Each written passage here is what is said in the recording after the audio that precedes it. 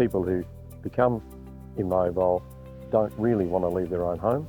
In a lot of cases they don't want to leave their own home, and they've got a partner or spouse who's quite happy to be a carer for them at home, but really, as it is at the moment, the impact on those people, the carers, is huge. The first thing we had to do was identify what the issues were with the industry. But we spoke to the carers who went into people's homes, and they told us exactly what was going on. They told us the problems they really had.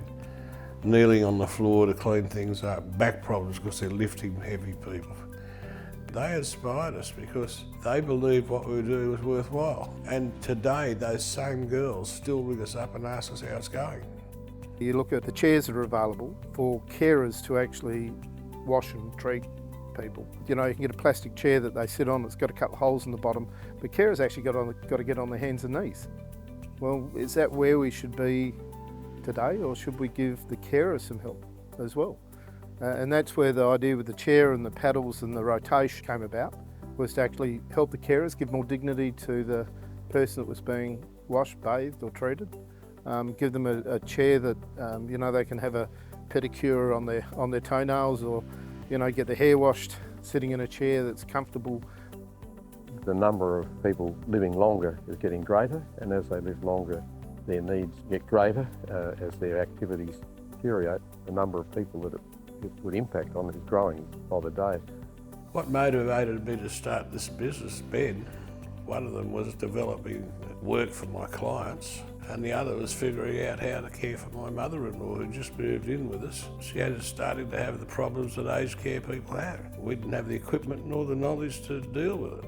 Equipment available, it was all really substandard. We began to look. Through that journey, it was also about learning a lot about people, about the human body, what you can and can't do, and I knew nothing about fragile skin before I started.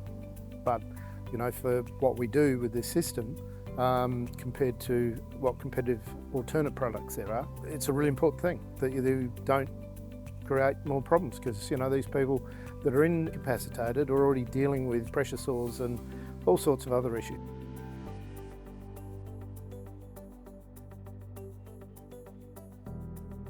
Being able to put this into the homes for a start is going to have an enormous impact, because the increase in the quality of life for those people, like both the carer and the patient, is going to be very positive.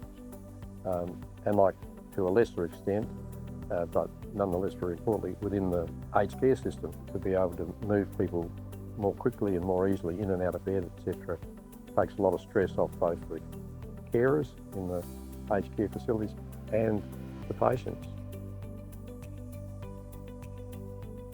The chair was the key to everything. There's lots of beds around, very sophisticated beds, but the combination with the chair and how it mates with the chair is really what solves the problem. It's the only way I know that one person could lift another person out of a bed into a chair and wash them 100% of their body all the way around and put them back in a bed without using a lifter, or without anybody to help them, or do it with someone who's 5 times as big as they are. That's the difference.